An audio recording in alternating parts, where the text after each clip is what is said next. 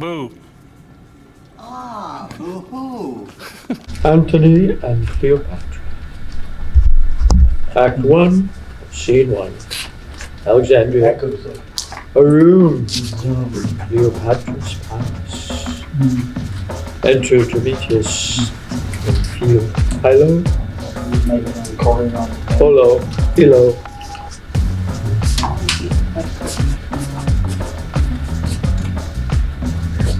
Oh.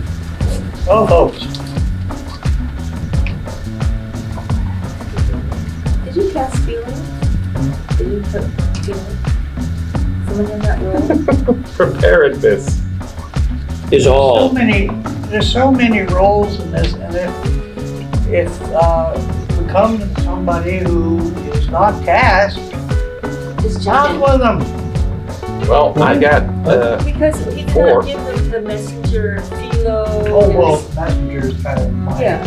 Okay. domain. Okay, but there's Philo and there's Demetrius. Yeah, all those are crazy.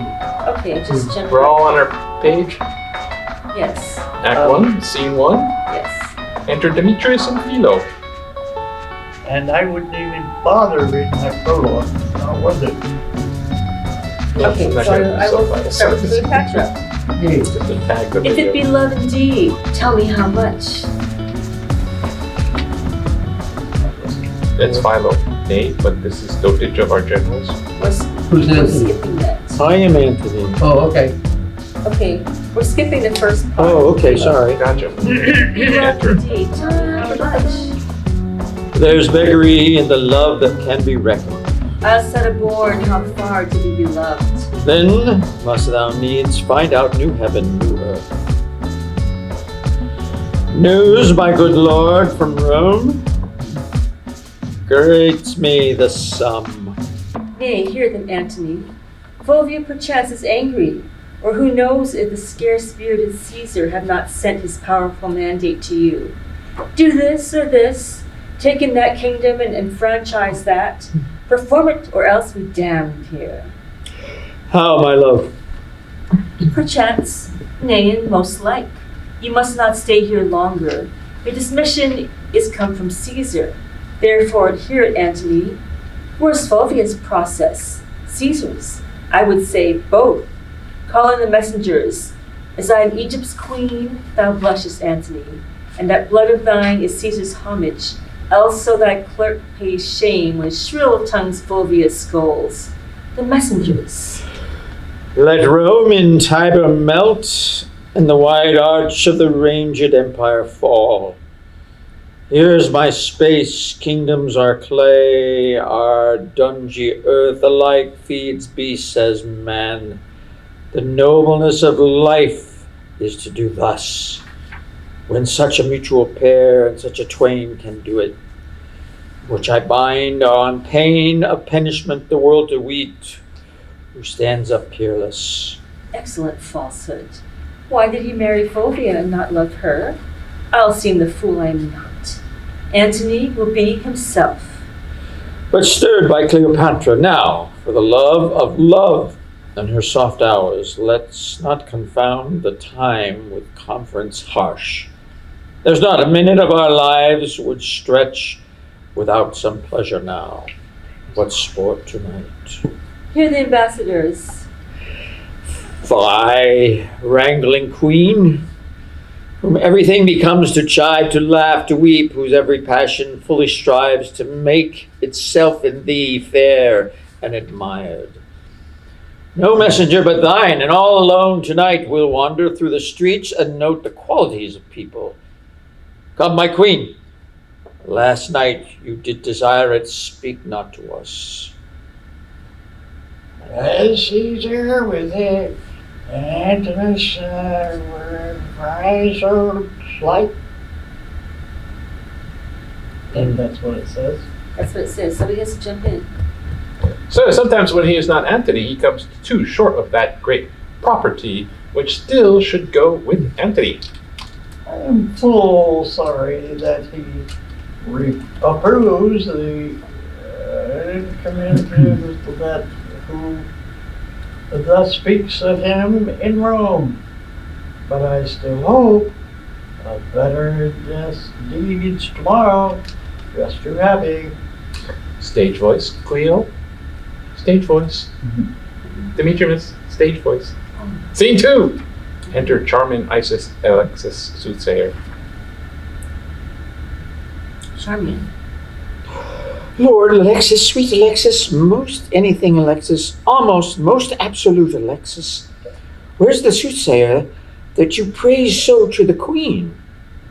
Oh, that I knew this husband, which you say must charge his horns with garlands.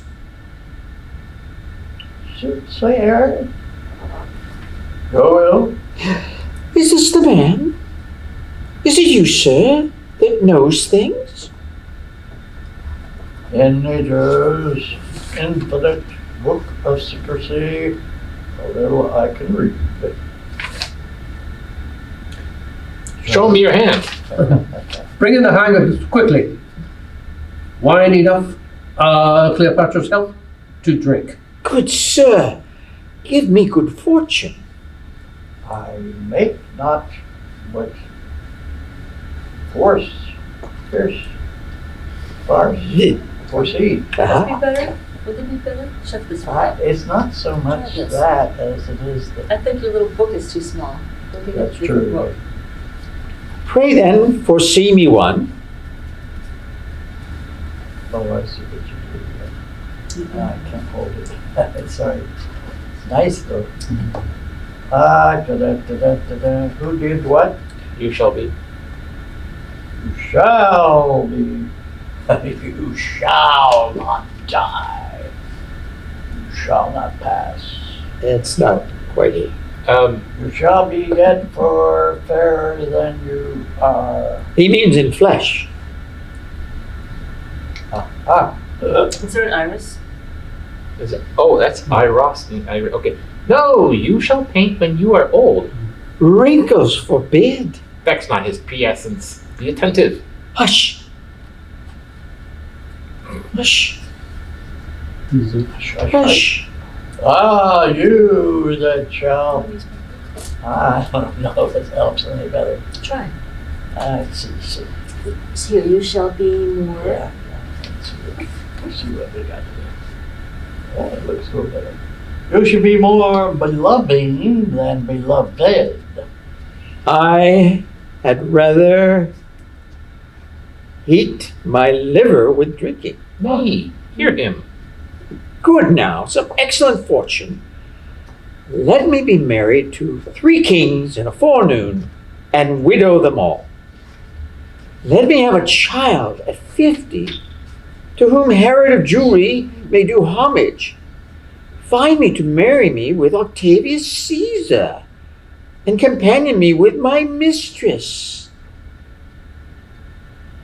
You shall outlive the lady whom you serve. Oh, excellent. I love long life better than figs. You have seen and proved a fairer former fortune than that which is to approach. Then be like my children shall have no names for thee. How many boys and wenches must I have? Well, if every of your wishes had a womb, the fertile every wish is a million. Out, fool! I forgive thee for a witch. You think none, but your sheets are privy to your wishes. Nay, come, tell Arras hers. We'll know all our fortunes. Or mine, and most my fortunes tonight shall be drunk to bed. There's a plum presage chastity, if nothing else. And as the overflowing Nilus presages famine. Go, you wild bedfellow, you cannot soothsay. Nay, if an oily palm be not a fruitful prognostication, I cannot scratch mine ear. Prithee, tell her but a worky-day fortune. Your fortunes are alike. But how? Give me particulars. Read the end of the play, you'll find out. I have said. And I am not an inch of fortune better than she. Well, if you were but an inch of fortune better than I, where would you choose it? Not in my husband's nose. Our worst thoughts heaven mend. Alexis, come. His fortune, his fortune. Oh, let me marry a woman that cannot go. Sweet Isis, I beseech thee, and let her die too, and give him a worse. And let worse follow worse, till the worst of all follow him laughing to his grave, 50-fold as a cuckold. Good Isis, hear me this prayer, though thou deny me a matter of more weight. Good Isis, I beseech thee. Amen. Dear goddess, hear that prayer of the people, for as it is a heartbreaking to see a handsome man loose-wived, so it is a deadly sorrow to behold a foul knave uncuckolded. Therefore, dear Isis, keep decorum and fortune him accordingly. Amen. Hello now, it lay in the hands to make me a cuckold. They would make themselves whores, but they'll do it. Hush! Here comes Antony. Not he, the queen. Saw you, my lord? Saw you. Oh, wait. Saw you, my No, lord? lady. Was he not here?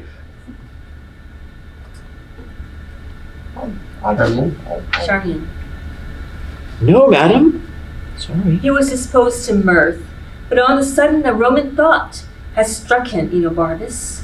Madam? Seek him, and bring him hither. Where's Alexis? Here at your service, my lord approaches. We will not look upon him. Go with us. So thy wife first came into the field. Against my brother Lucius. Aye, but so soon that was all had an end, and the times late made friends of them, joining their forces against Caesar. What does that mean?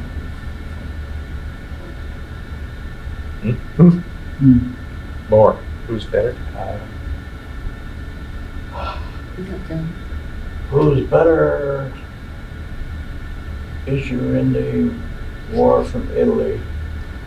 From the first encounter, drave them. Well, what's worse? The nature of news infects the teller. When it concerns the fool or coward. On. Things that are past are done with me. 'Tis thus. Who tells me true, though in his tale lies death? I hear him as he flattered.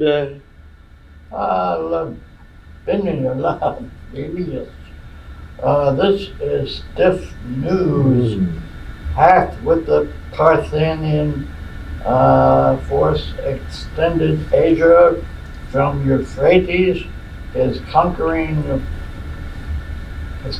banners shook from Syria to Lydia and to Ionia, whilst Antony, thou wouldst say.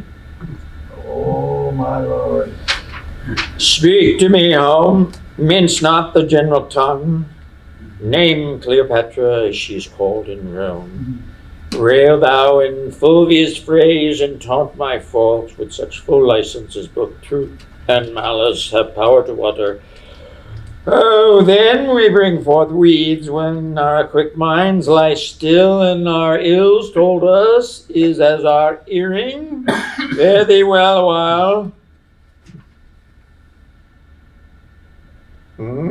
where? Yes. Oh. My God. Oh. At your Yeah. At your noble pleasure. Yeah. From Saison. Oh, the news. Speak there. the man from Scythian, which is N1, he stares upon your will. Oh. Let him appear. These strong Egyptians' fetters I must break or lose myself in dotage. What are you? Fulvia, thy wife is dead.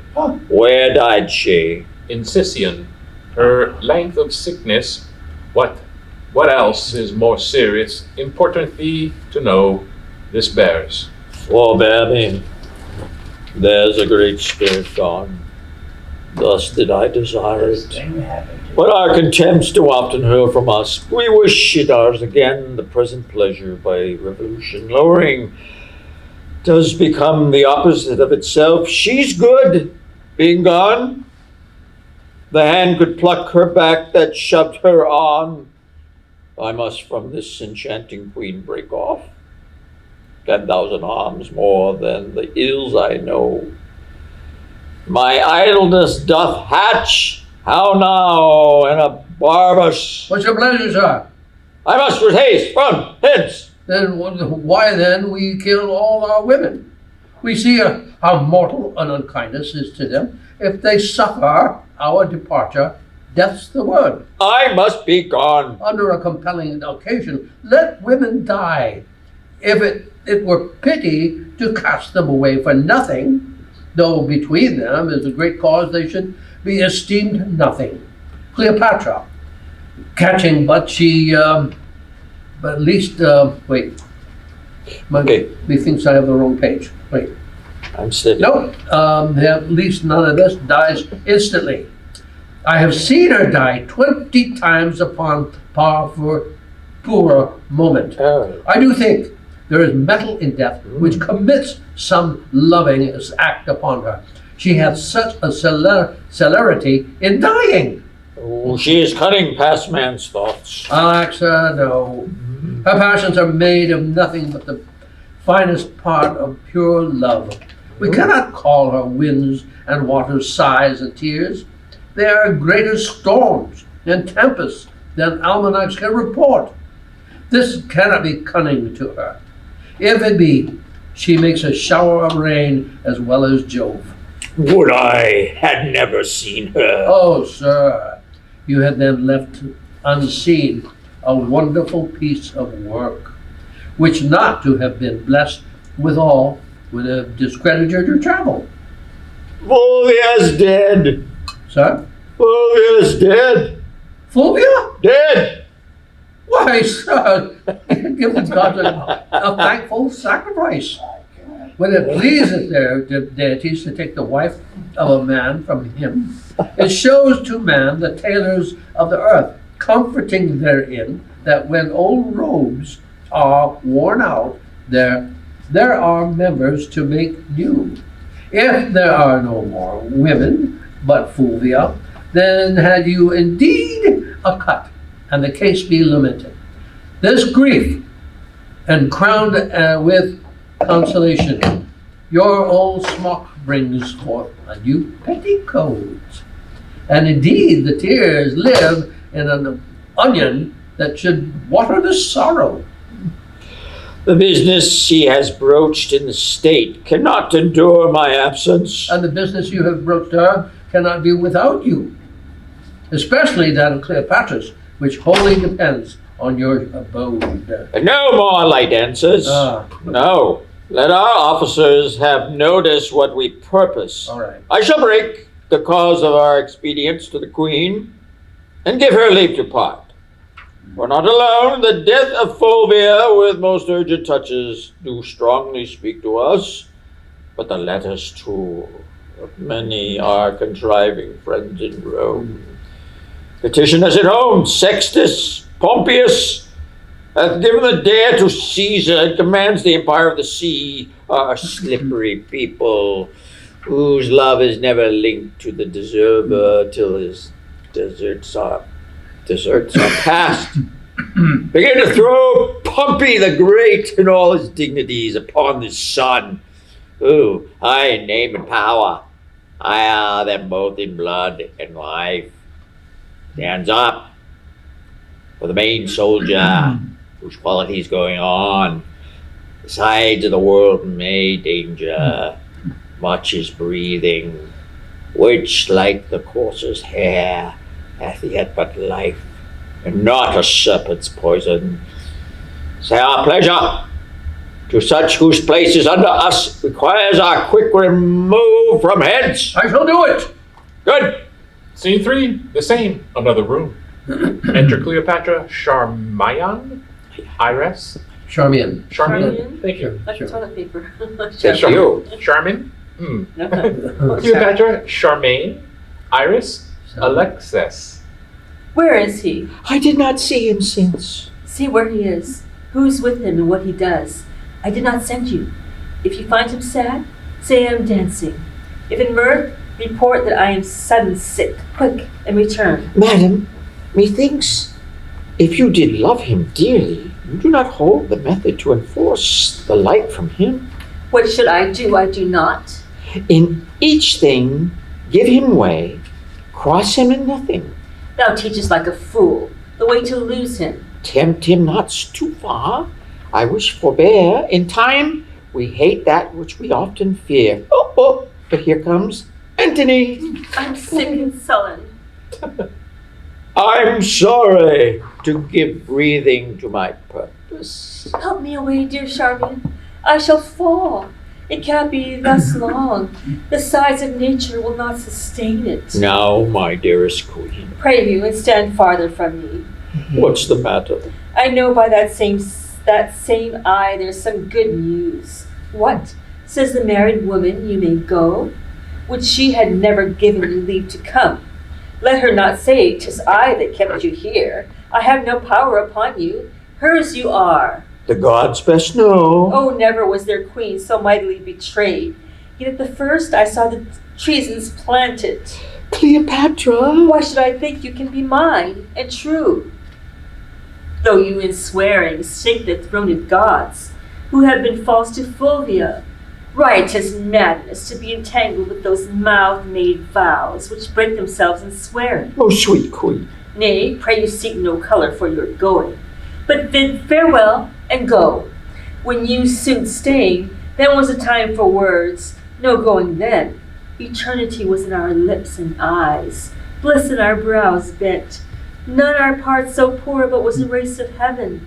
They are so still, or thou, the greatest soldier of the world, art turned the greatest liar. How now, lady? I would I had thy inches. Thou shouldst know there were a heart in Egypt. Hear me, queen. The strong necessity of time commands our service awhile, but my full heart remains in use with you. Italy shines o'er with civil swords. Sextus Pompeius makes his approach to the port of Rome. Equality of two domestic powers breeds scrupulous factions, the hatred grown to strength, are newly grown to love. The condemned Pompey, rich in his father's honor, creeps apace into the heart of such as have not thrived upon the present state whose number threaten. In quietness, grown sick of rest, would purge by any desperate change my more particular, and that which most you should safe my going is Fulvia's death. Though age from folly could not give me freedom, it does for childishness. Can Fulvia die? She's dead, my queen. Look here, and at thy sovereign leisure read the garboils she waked at the last best see when and where she died. Oh, most false love, where be the sacred vials that thou shouldst fill with sorrowful water? Now I see in Fulvia's death how mine received shall be. Quarrel no more, but be prepared to know the purpose I bear, which are or cease, as you shall give the advice. By the fire that quickens nihilist slime, I go from hence, thy soldier, servant, making peace or war, as thou affected. Cut my lace, Charmian, come, but let it be, I'm quickly ill and well, so Antony loves. My precious queen, forbear and give true evidence to his love which stands an honorable trial. So Fulvia told me. I prithee turn aside and weep for her. Then bid adieu to me, and say the tears belong to Egypt. Good now. Play one scene of excellent dissembling, and let it look like perfect honor. You'll hear my blood no more. You can do better yet, but this is meatly. Now by my sword. Target. Still he mends, but this is not the best. Look, pretty Charmian, how this Herculean Roman does become the carriage of his chafe. I'll leave you, lady. Courteous lord, one word. Sir, you and I must part, but that's not it.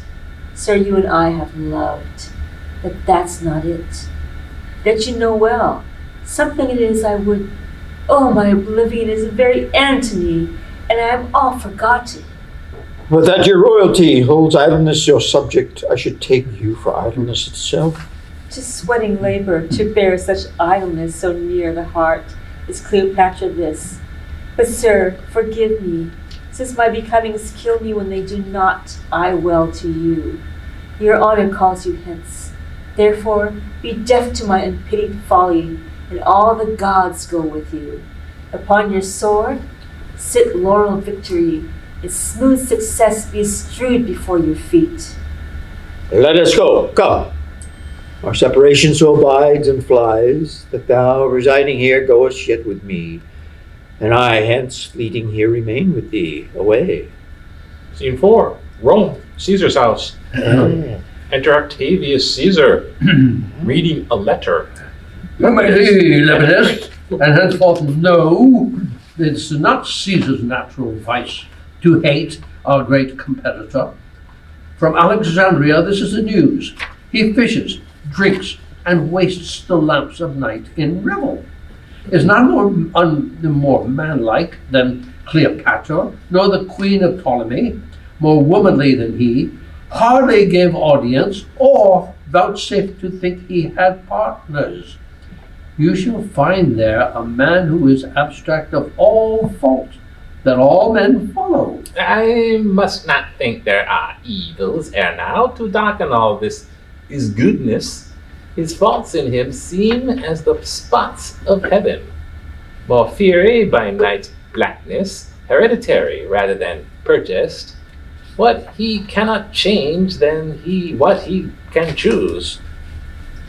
You are too indulgent. Let's grant it is not amiss to tumble on the bed of Ptolemy, to give a kingdom for a mirth, to sit and keep the turn of tippling with a slave, and to read the streets at noon, and stand the buffet with knaves that smell of sweat.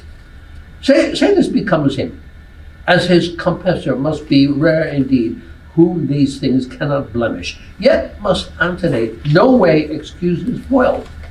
When we do bear so great a weight in his likeness, if he filled his vacancy with his voluptuousness, full service, and the dryness of his bones, call on him for it. But to confound such time that drums him apart from his sport, and speaks as loud as his own state and ours, 'tis to be chid as we rate the boys who, being mature in knowledge, pawn their experience to their present pleasures, and to rebel in judgments. Here's more news. Here's more news. Messenger. News. Yeah. The bidding has been done, and every hour, most noble Caesar, shalt thou have report. How 'tis abroad. Pompey is strong at sea, and it appears he is beloved of those that only have feared Caesar. To the ports, the discontents repair, and men's reports give him much wrong. I should have known no less. It hath been taught to us from the primal state that he, which is was wished until he were, as the ebbed man, and the ebbed man, ne'er loved till ne'er worth love, comes deared by being lacked.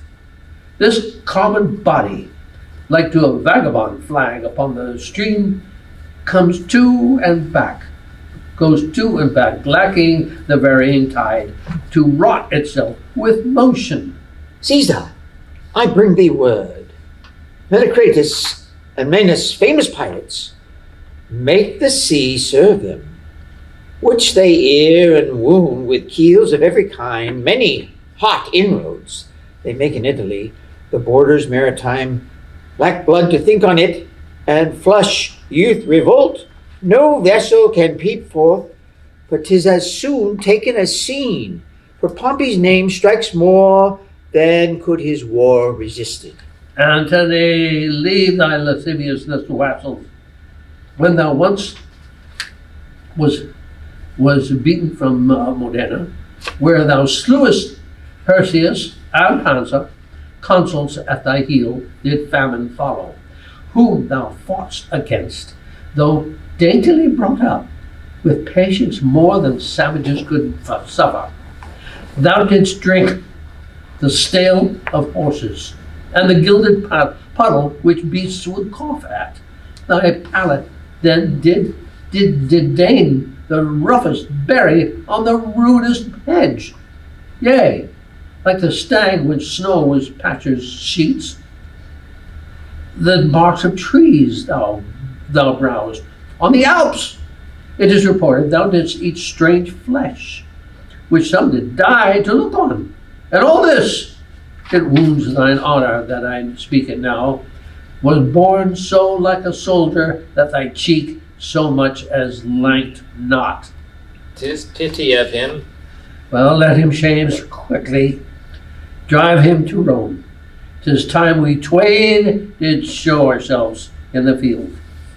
And to that end, assemble we immediate council. Pompey thrives in our idleness. Tomorrow, Caesar, I shall be furnished to inform you rightly, both by sea and land. I can be able to front this present time. To which encounter it is my business too. Farewell. Farewell, my lord, and what you shall know meantime of stirs abroad, I shall beseech you, sir, to let me be partaker. Doubt not, sir. I knew it from my bond, for my bond. Scene 5, No. Alexandria, Have you found it? Cleopatra. Scene Palace, Cleopatra's palace. Enter Cleopatra, Charmian, Iris, Iras, and Mardian. Stage voice. 5? Charmian, Madam, give me to drink, Mandragora, why, madam? that I might sleep out this great gape of time my Antony is away. You think of him too much. Oh, 'tis treason. Madam, I trust not so. Thou eunuch Mardian, What's your highness's pleasure?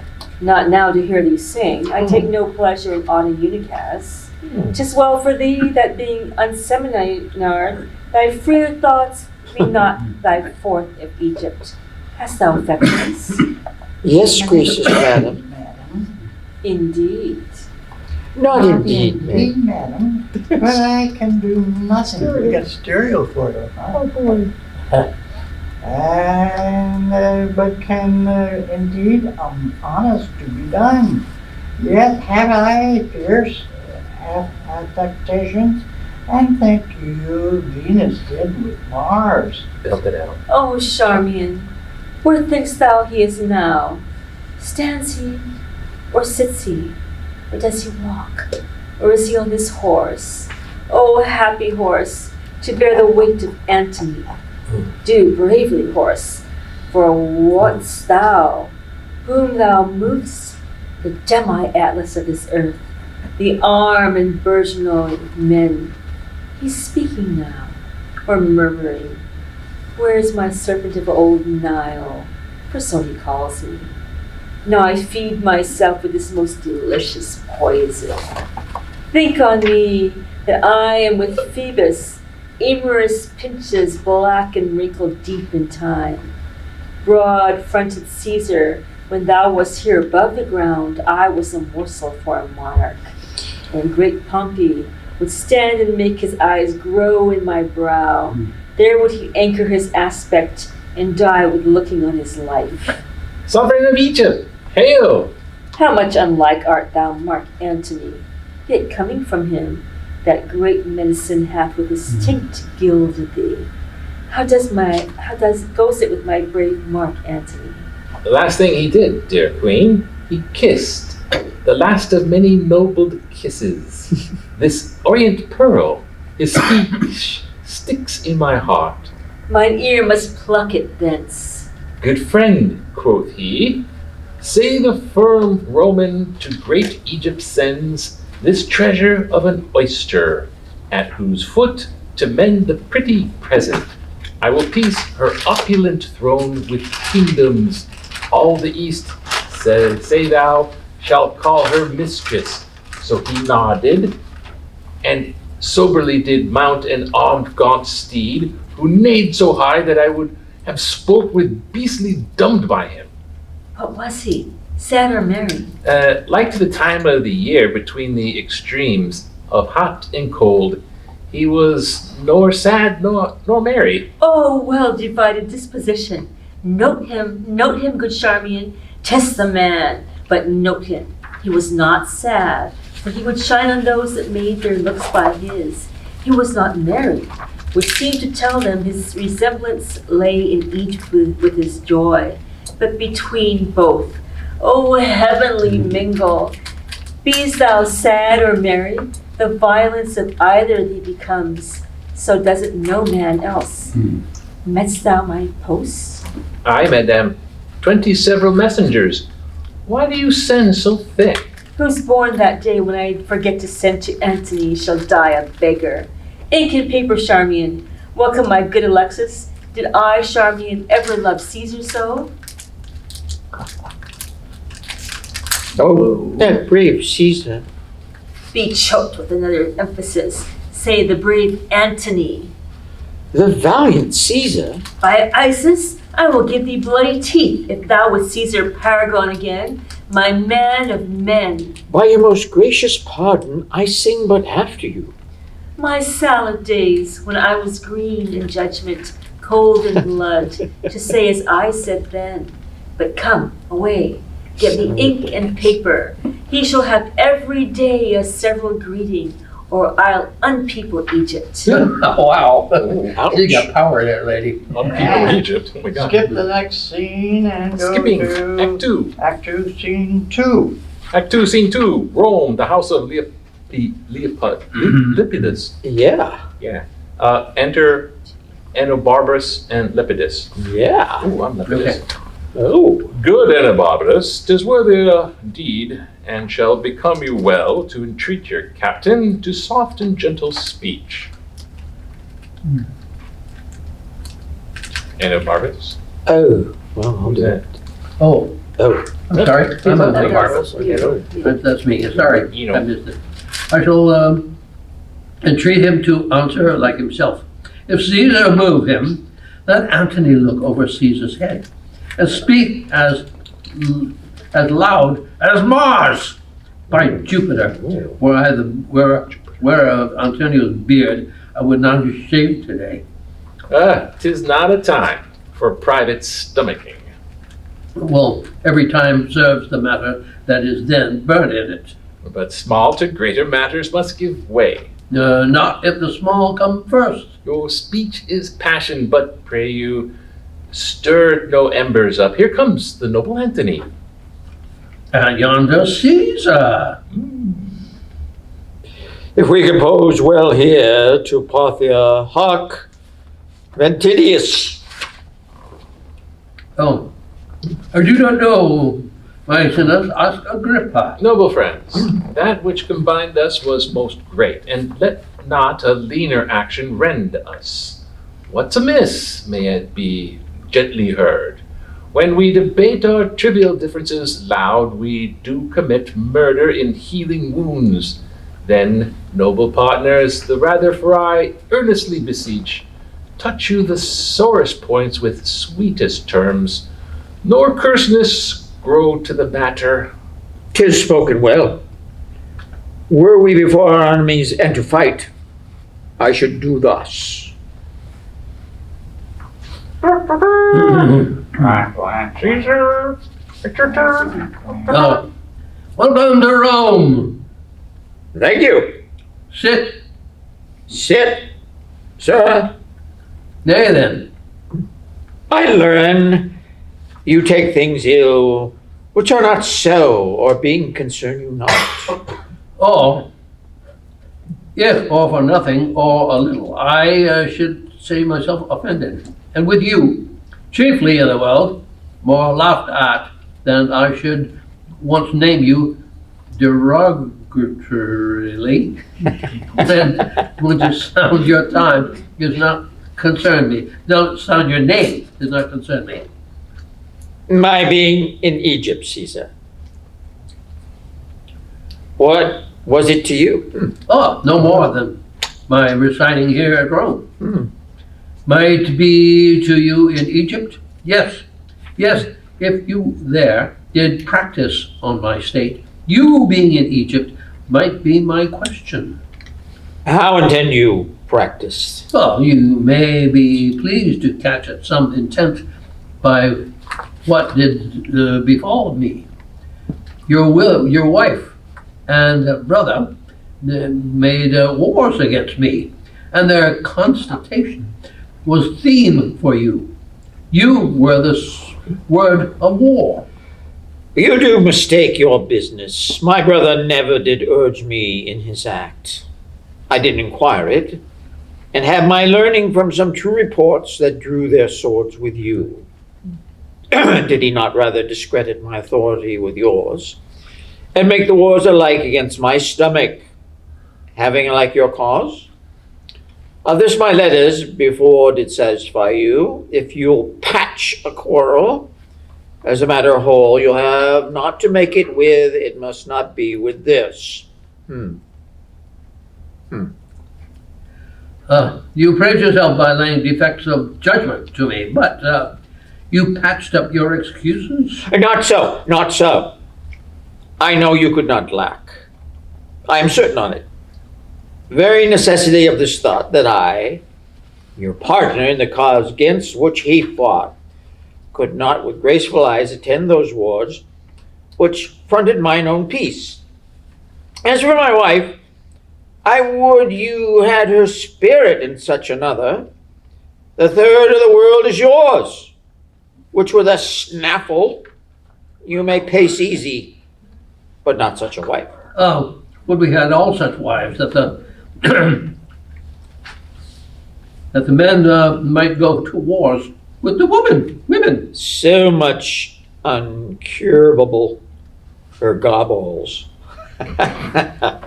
Caesar, made out of her impatience, which not wanted shrewdness of polish it too. I grieving grant, did you too much disquiet, for that you must, but say, I could not help it.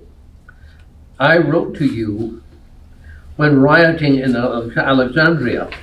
You did pocket up my letters, and with taunts did jibe my missive out of audience. Sir, he fell upon me ere admitted. Then 3 kings I had newly feasted, and did want of what I was in the morning. The next day I told him of myself, which is as much as to have asked him pardon. Let this fellow be nothing of our strife. If we contend, out of our question, wipe him. You have broken the article of your oath, which you shall never have tongue to charge me with. Soft, Caesar. No. No, Lepidus, let him speak. The honor is sacred which he talks on now, supposing that I lacked it. But on, Caesar, the article of my oath. To lend me arms, aid when I require them, to which you both denied. Neglected, rather. And then, when poisoned hours had bound me up from mine own knowledge, as nearly as I may, I'll play the penitent to you, but mine honesty shall not make poor my greatness, nor my power work without it. Truth is that Fulvia, to have me out of Egypt, made wars here, for which myself, the ignorant motive, do so far ask pardon as befits mine honor to stoop in such a case. 'Tis noble spoken.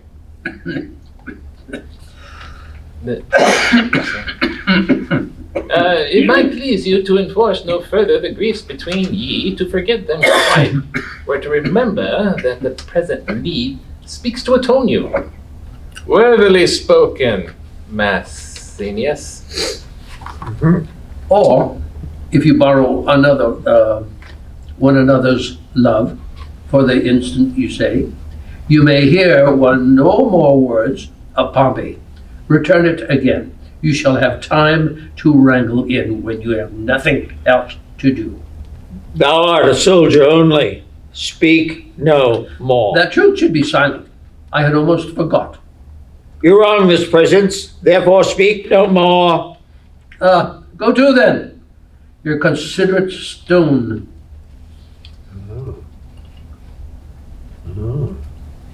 Oh, I do not much dislike the matter, but the manner of his speech. For it cannot be we shall remain in friendship on our condition so differing in their acts. Yet, if I knew what hoop should hold us staunch from edge to edge o'er the world, I would pursue it. Give me leave, Seva. Speak, Agrippa. Thou hast a sister by the mother's side, admired Octavia. Great Mark Antony is now a widower. Say not so, Agrippa. If Cleopatra heard you, your reproof were well deserved of rashness. I am not married, Caesar. Let me hear Agrippa further speak. To hold you in perpetual amity, to make you brothers, and to knit your hearts with an unslipping knot, take Antony Octavia to his wife, whose beauty claims no worse a husband than the best of men, whose virtue and whose general graces speak that which none else can utter. By this marriage, all little jealousies which now seem great, and all great fears which now import their dangers, would then be nothing. Truce would be tales, where now half tales be truce. Her love to both would each to other, and all loves to both draw after her. Pardon what I have spoke, for it's a studied, not a present thought, by duty ruminated. Will Caesar speak? Will Caesar sorry. speak? Not till he hears Antony is touched by what is spoke already. Whoa, what power is in Agrippa? If I would say, Agrippa, be it so, to make this good. The power of Caesar and his power unto Octavia. Oh. May I never, to this good purpose, that so fairly shows, dream of impediment. Let me have thy hand for this act of grace, and from this hour, the heart of brothers, govern in our loves and sway our great designs. Churchill. There's my hand. It was little Churchill. A Yeah. sister with you, whom no brother did ever love so dearly. Let her live to join the kingdom and our hearts, and never fly off our loves again. Happily, amen. I do not think to draw my sword against Pompey. Oh, he hath laid strange courtesies and great have laid upon me. I must thank him only, lest my remembrance suffer their report. Can And you yield that. We will never Defy him. We will never surrender. Time calls upon us.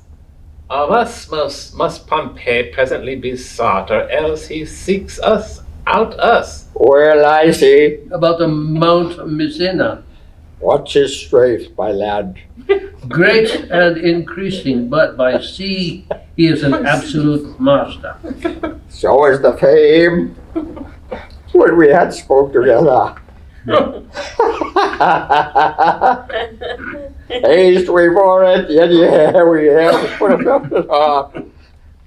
Dispatch we the business we have talked of. With most gladness, and to invite you to my sister's view, where straight I'll lead you.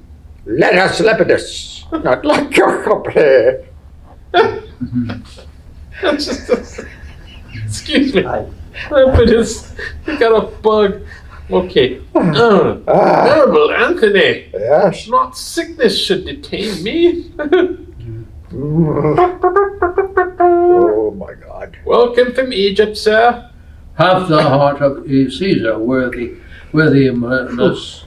Maximus, my honorable friend Agrippa. Good Enobarbarus. Good Enobarbarus. That's you, right? Yeah. We have cause to be glad matters are so well digested. You stayed well by in Egypt. Aye, sir, we did sleep day out of countenance, and made the night light with drinking. 8 wild boars roasted whole at the breakfast, but 12 persons there. Is this true? This was but a fly by an eagle. We had much more monstrous matter of feast, which worthily deserved noting. She's a most triumphant lady, if report be square to her. When she first met Mark Antony, she pursed up his heart upon the river of Cydnus. There she appeared indeed. Are my reports to devise well for her? I will tell you, the barge she sat on, like a burnished throne, burned on the water. Where are we? The poop was beaten gold, purple the sails, and so perfumed that the winds were love-seek with them. The oars were silver, which to the tune of flutes kept stroke, and made the water which they beat to follow faster, so as amorous as their strokes. For her own person, it beggared all description. She did lie in her pavilion, cloth of gold of tissue, over picturing that Venus where we see the fancy artwork of nature. On each side her stood pretty dimpled boys, like smiling cupids, with diverse colored fans, whose wind did seem to glow their delicate cheeks, which they did cool, and what they undid, did. Oh, there for Antony. Her gentlewoman, like the Nereides, so many mermaids, tended her in the eyes, and made their bends aborting. As the helm it seemed mermaid steers, the silken tackle swell with the touches of those flower-soft hands that yearly framed the office. From the barge a strange invisible perfume hits the sense of adjacent wars. The city cast her people out on her, and Antony, enthroned in the marketplace, did sit alone, whistling to the air, which, but for vacancy, had gone to gaze upon Cleopatra too, and made a gap in nature. Rare Egyptian. Upon her landing, Antony sent to her, invited her to supper. She replied it should be better he became her guest, which she entreated. Our courteous Antony, whom ne'er the word of no woman ever heard speak, being barbered 10 times o'er, goes to the feast, and for his ordinary pays his heart for what his eyes eat only. Royal wench. She made great Caesar lay his sword to bed. He plowed her, and she cropped. I saw her once hop 40 paces through the public street, and having lost her breath, she spoke and panted that she did make defect perfection, and breathless pour breath forth. And now Antony must leave her utterly. Wait. Oh, never! He will not. Age cannot wither her, nor custom stale her infinite variety. Other women cloy the appetites they feed, but she makes hungry where most she satisfies. For the vilest things become themselves in her. that the holy priests bless her when she is riggish. If beauty, wisdom, modesty can settle the heart of Anthony, Octavia is blessed lottery to him. Let us go, good Enobarbus. Make yourself my guest while you abide here. Humbly, sir, I thank you. Hey! Hey, scene 3. What a great speech. Yeah. I love Yeah. that speech. We're going to What, skip. what a beautiful picture. Skip scene 3. Picture painted, yeah. And yet, the Judi Dench book says he didn't see that. That's what he thought he saw. Which Oh, I thought was a marvelous moment oh, to give him extra strength for his, belief in Cleopatra. But it's still is a great speech. Thank you, Mr. Shakespeare. mhm. Yeah. Mr. Shakespeare has the capacity to write marvelous speeches for something we haven't seen. Take, for instance, Mercutio's speech in Romeo. Oh, no. Yeah. That's a beautiful speech. No, I see the Queen Mab has seen you, Yeah. Anyway, let's get Bacon, little ham. skippity, skip, to scene 4, scene 5. Scene 5. Scene 5, Alexandria, Cleopatra's palace. And Cleopatra, Charmian, Iris, Alexis. Give me some music. Music, moody food of us that trade in love. The Music! Oh! Let it alone. Let's to billiards. Come, Charmian. My arm is sore. Best play with Mardian. As well a woman with a eunuch played, as with a woman. Come, you'll play with me, sir? As well as I can, madam. And when goodwill is showed, though it come too short, the actor may plead pardon. I'll none now. Give me mine angle. Well, to the river there, my music playing far off, I will betray tawny finned fishes. My bended hook shall pierce their slimy jaws, and so as I draw them up, I'll think every one an Antony and say, aha, you're caught.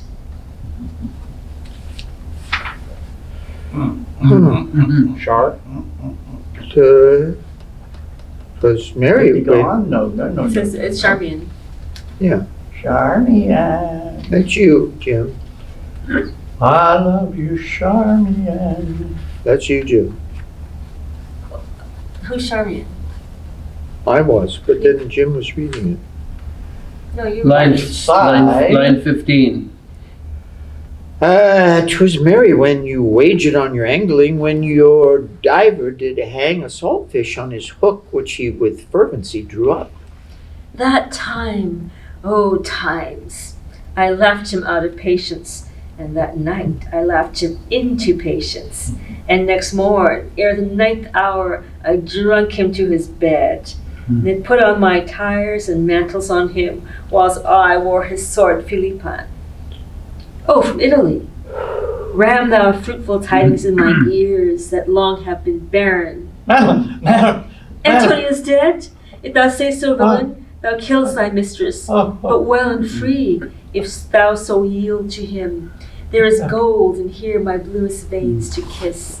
A hand that kings have lipped and trembled kissing. Fine. First, madam, he is well. Why, there's more gold. Good sir, I'll mark, we used to say the dead are well. Bring it to that.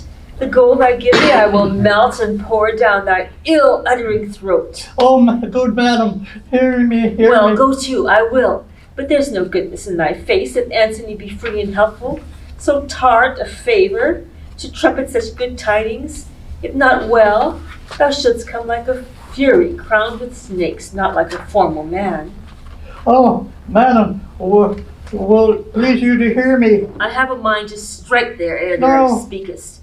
Yet if thou say Antony lives as well, or friend of Caesar, or not captive to him, I'll set thee in a shower of gold, and hail rich pearls upon thee. Madam, he's well. Well said.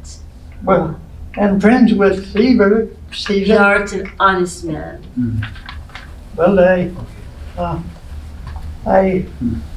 he's there. The honest man, no, that's you. That's me. Caesar, and he are greater friends than ever. Make thee a fortune from me. And yet, madam, I do not like but yet. I, It does allay the good precedents. Fie upon but yet.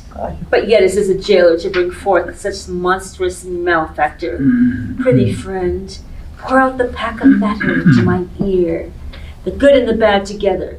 He's friends with Caesar in state of health, thou sayest, and thou sayest free.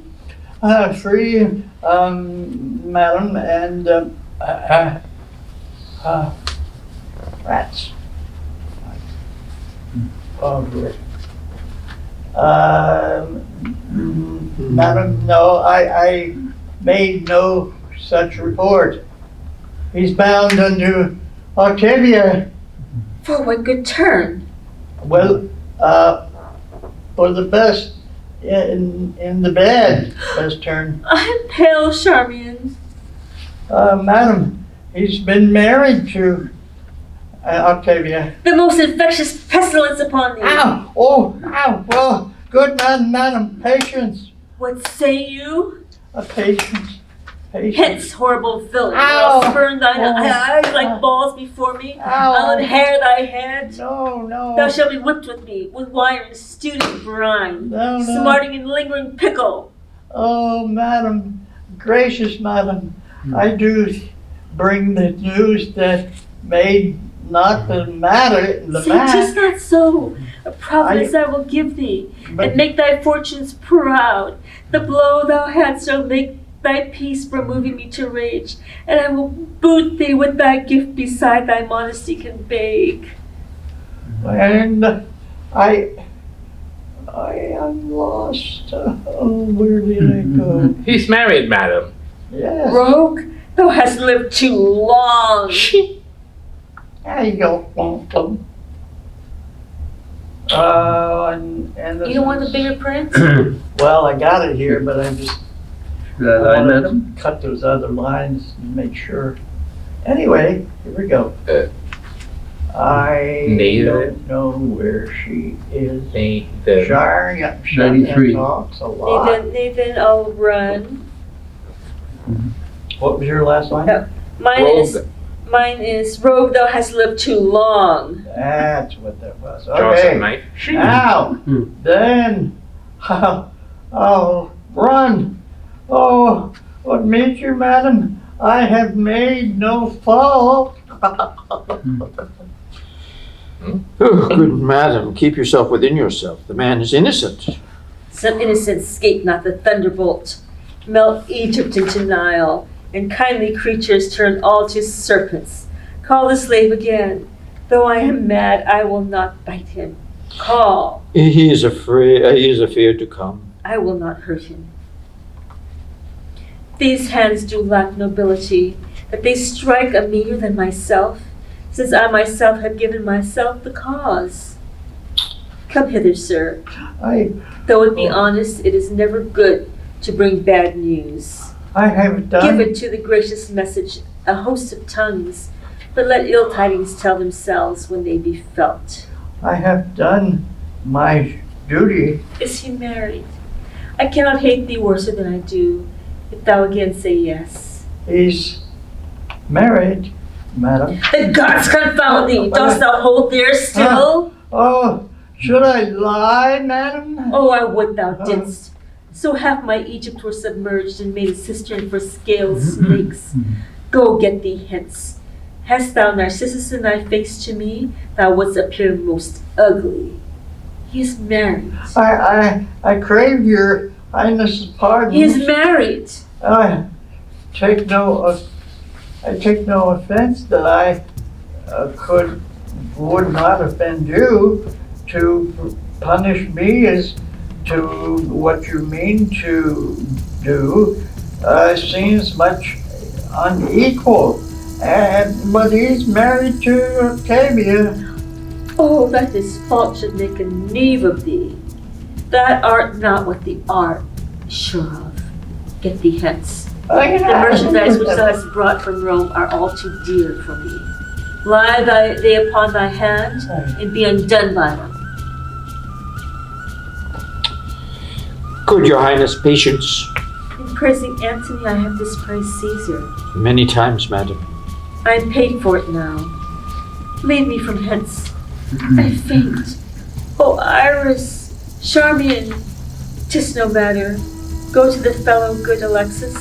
Bid him report the feature of Octavia, her years, her inclination. Let him not leave out the color of her hair. Bring me word quickly. Let him go, forever go. Let him go. Let him not. Charmian, though he be painted one way like Gorgon, the other way a Mars. Bid you, Alexis, bid me word how tall she is. Pity me, Charmian, but do not speak to me. Lead me to my chamber. And we skip scene 6 because we don't have enough people. All you listening to this on television, get over here. Scene 7? No, because that's got all the servants. Okay. Good God. Uh, Just yaddle, on. Good grief. Act 3? Well, we can take a break. We're at Act 3. Yeah. Oh, Okay. Take a break then? It's hideous, we don't have anyway. yeah. Yeah. Yeah, that's it. Okay, Sorry, I don't understand. what? My Siri with an Australian accent heard me say something, "Are you serious?" And it went, "Hello, I don't understand." Oh God, it's AI. It's coming to get me. Well, Yeah, it is. so now I'm gonna be doing a lot of cutting, so. Can't do it, because I'm more likely to slumber on it. Okay, I'll see if I can find it. Yeah, it's nice, huh? I'm gonna see if I can find it. 3. I just could not make